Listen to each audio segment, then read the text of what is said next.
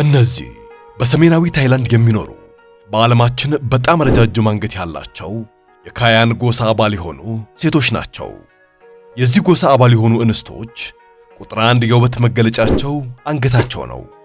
ሌላው እምብዛም ቦታ የሚሰጠው አይመስልም። አንዲት የካያን ተወላጅ ሴት በውበቷ ለማስደመም በትከሻዋና በአገጯ መካከል ያለውን ርቀት ማርዘም ይኖርባታል። ከሰውነት ክፍሎቿ ሁሉ የአንገቷ ማደግ በእጅጉ ያስጨንቃታል። የሀገሯን ወንዶች ቀልብ ለመሳብ የሚማልልላትን ባል ለማግኘት አንገቷን ለማርዘም በእጅጉ ትታትራለች። ይህ አንገትን ለማርዘም የሚደረገው እንክብካቤ የሚጀምረው ገና በልጅነት ዕድሜ ላይ ነው።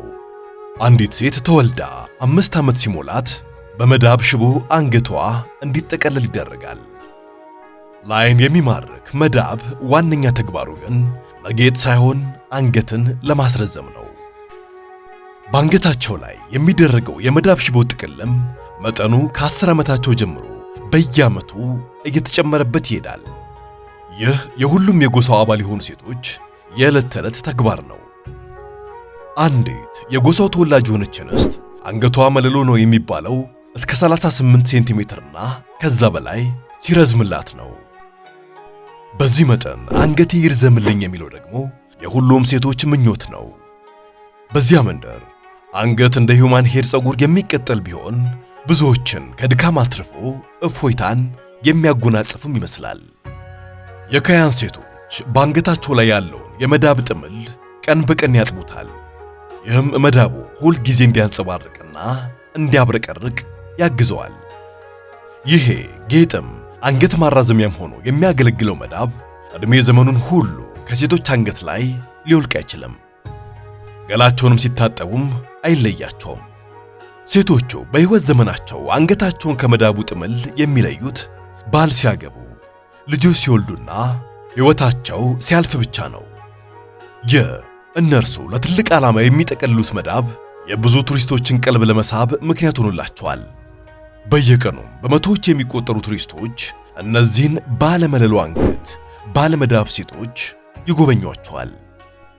የካያ ላሃዊ የጎሳ አባላት ብዛታቸው ወደ 130,000 ገደማ ነው። ከነዚህ ውስጥ አብዛኞቹ በማይናማር ግዛት ውስጥ የሚኖሩ ሲሆን ከፊሎቹ ደግሞ በታይላንድ፣ በቪየትናምና በአሜሪካ ውስጥ ሕይወታቸውን ይመራሉ። ይህ ጎሳ ለረጅም ጊዜ ሲከተል የኖረው የራሱ ባህልና ሃይማኖትም ያለው ሕዝብ ነው። የዚህ ሕዝብ አባላት የሆኑ ሴቶች ገና ልጅ ሳሉ ከ5 ዓመታቸው ጀምሮ አንገታቸውን ሙሉ በሙሉ የሚሸፍን ጌጥ በማድረግ ሕይወታቸውን ይጀምራሉ። ይህ ጌጥ ከአንገታቸው ላይ የሚወልቅ አይደለም፣ ዘወትር በአንገታቸው ላይ ይኖራል። እያደጉ ሲመጡ ጌጡን ያውልቁትና በሌላ ረዣዥም የአንገት ጌጥ ይቀይሩታል። አንዴ ብቻ ቀይረውም የሚያቆም አይደሉም። ባደጉ ቁጥር የአንገታቸው ጌጥ በሌላ ረዣዥም ጌጥ ይቀየራል።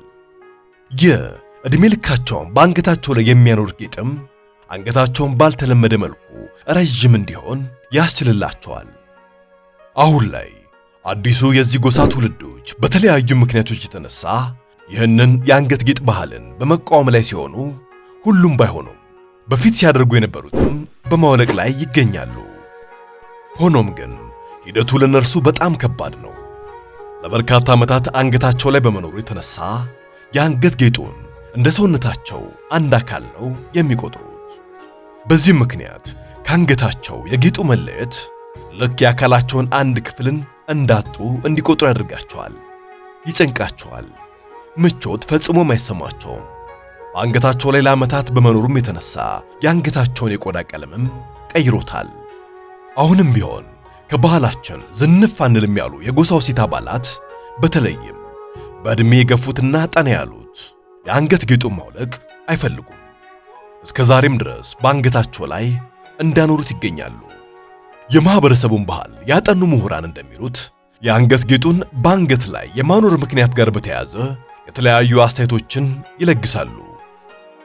ያም ሆነ ይህ ግን እነዚህ አንገተ ረጃጅም የካያን ጎሳ ሴቶች ራሳቸውም ሆነ ለሚኖሩበት አካባቢ የመንግስት አካላት ከቱሪስቶች ከፍተኛ ገቢ በማስገኘት ላይ ይገኛሉ።